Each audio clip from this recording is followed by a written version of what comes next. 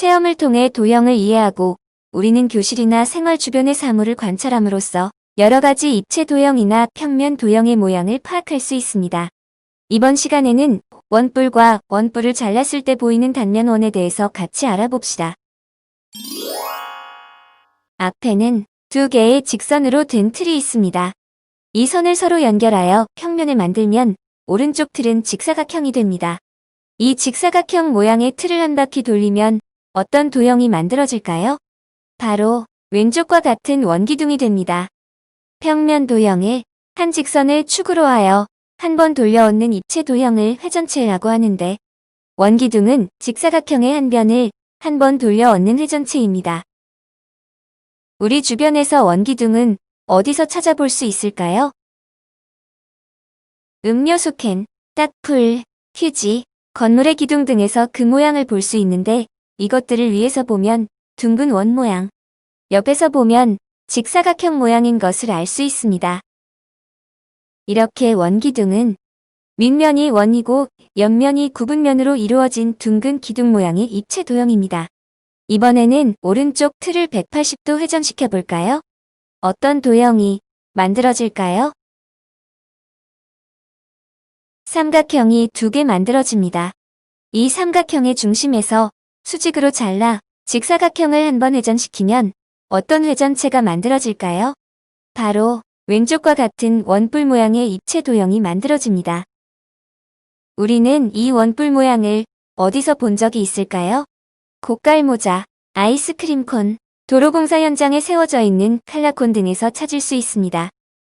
원뿔은 밑면은 원, 위는 뾰족한 꼭지점을 가지고 있고 옆을 둘러싼 구분면으로 이루어진 둥근 뿔 모양의 입체 도형입니다.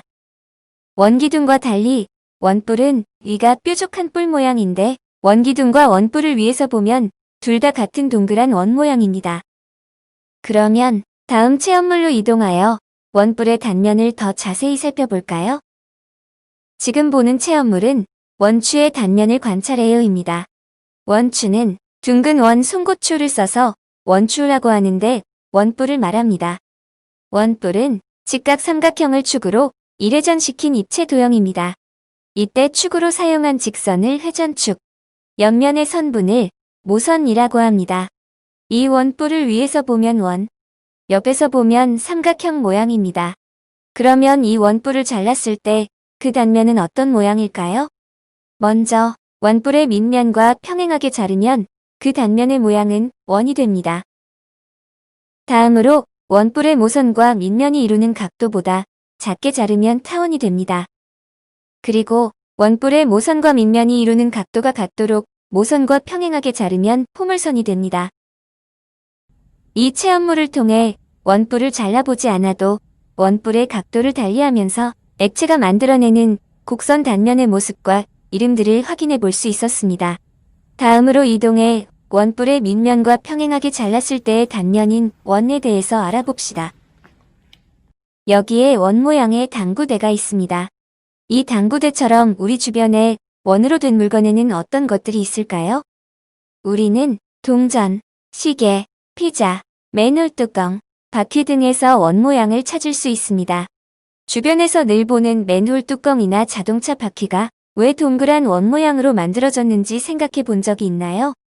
신기한 당구대 체험물을 통해 원의 특징에 대해서 알아보고 그 이유를 같이 생각해 봅시다. 체험은 먼저 공을 원의 가운데 있는 점에 올려둔 후 시작합니다. 당구대 가장자리 벽을 향해 굴렸을 때 벽에 맞은 공은 어디로 굴러갈까요? 네, 공은 벽면을 맞고 다시 원의 가운데점으로 되돌아옵니다. 왜 공은 다시 원래 자리로 돌아오는 걸까요? 원은 평면 위의 한 점에서 일정한 거리에 있는 점들로 이루어진 도형을 말합니다. 원의 가장 안쪽에 있는 점을 원의 중심이라고 하고, 중심에서 한 점을 이은 선분을 원의 반지름이라고 합니다. 한 원에서 반지름은 수없이 많으며 이 반지름의 길이는 항상 같습니다. 그래서 반지름의 거리가 일정하므로 우리가 중심에서 당구대의 가장자리를 향해 굴리면 다시 원의 중심으로 되돌아오게 되는 것입니다. 이 체험을 통해 자동차 바퀴가 왜 원 모양으로 만들어졌는지 알 수 있겠죠? 자동차 바퀴가 잘 굴러가려면 도로에 닿기까지 거리가 일정해야만 자연스럽게 이동할 수 있는데, 원은 중심에서부터 땅에 이르는 거리까지 반지름이 항상 같으니 바퀴가 잘 굴러갈 수 있는 것입니다. 지금까지 체험을 통해 우리 주변의 사물들이 어떤 도형과 닮았으며 왜 그렇게 만들어졌는지 알아보았는데요. 주변 사물에서 더 다양한 평면 도형과 입체 도형을 찾아보고 그 특징을 생각해보는 시간을 가져봅시다.